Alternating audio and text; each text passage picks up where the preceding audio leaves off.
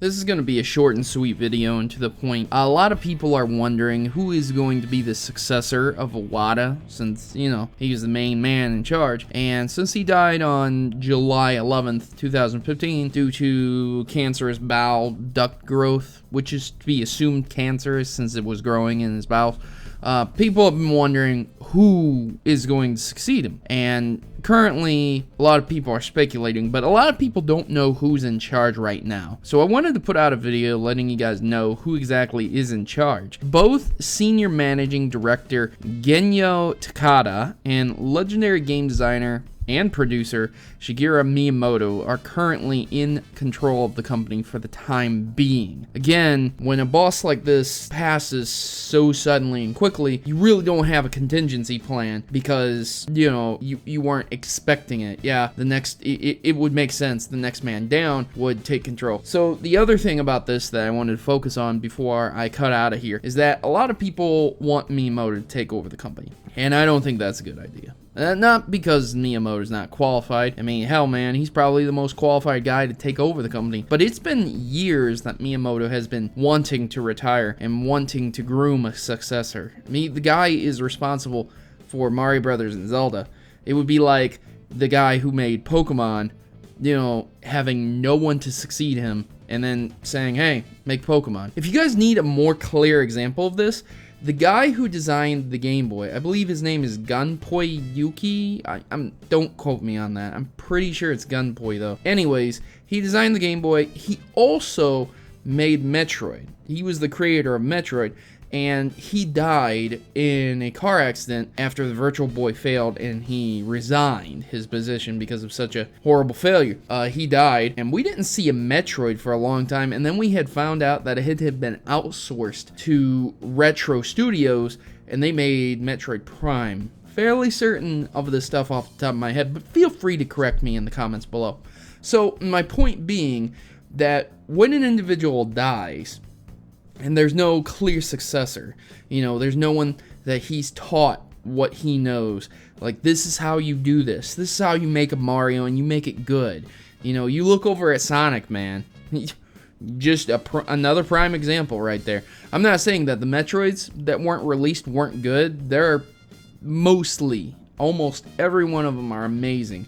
But it did take a long time to get a solid Metroid, and it was from a second party that, generally speaking, works with Nintendo a lot. And then you look over at Sonic, and God, what's happened to him, you know?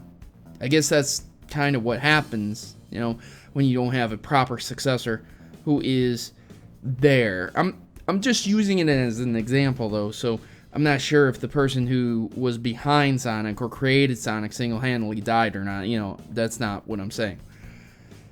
But if you don't have a successor, you know, that's going to be an issue, and that's why he's still there. So that is the main reason why I don't think he should be in the position, why I don't think he wants to be in the position.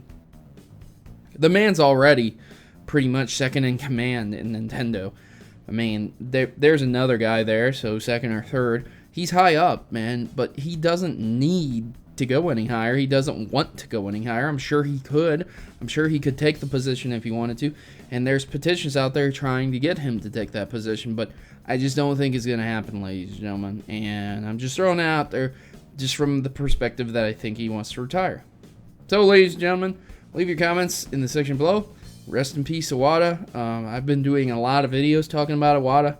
A lot of people say, like, hey man, it's kind of grimy that you're trying to profit off him. It's kind of grimy that you're trying to get views and get subscriptions off him. But that's not true, man. I enjoyed Iwata's work.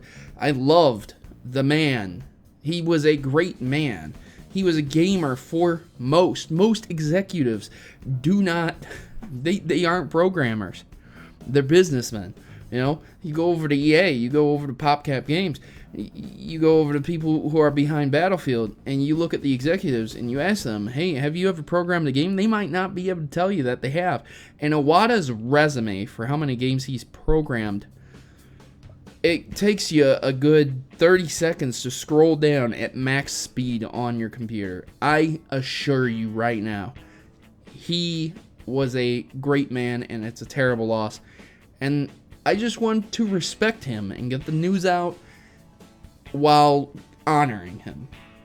So if anyone has an issue with it, if anyone has an issue with me trying to inform my community, take it up in the comment section below and express your opinion. I won't silence you. I'm not here to do that. I'm just throwing it out there. So ladies and gentlemen, what do you think? You think Miyamoto should be the boss or not? Thanks for watching, and as always, happy gaming. And now, the important decision of joining the Maverick Rebellion. We are a tight group of individuals who rebel against stereotypes and greater evils that are commonly accepted. ISPs, children being conned out of games, sexism in video games, enough is enough, and the Mavericks have had it. If you choose to subscribe, or stay subscribed, you are joining the fight against injustice by watching my numerous video topics, from net neutrality to publishers covering up botched releases. The Mavericks are always informed on the issues plaguing your gaming experience today, so don't be left out in the cold, and don't let those people keep you down. Join the Maverick Rebellion today and become a member of the community that will listen and engage with you. What are you waiting for? Just click subscribe and you'll be in good company. Mavericks unite!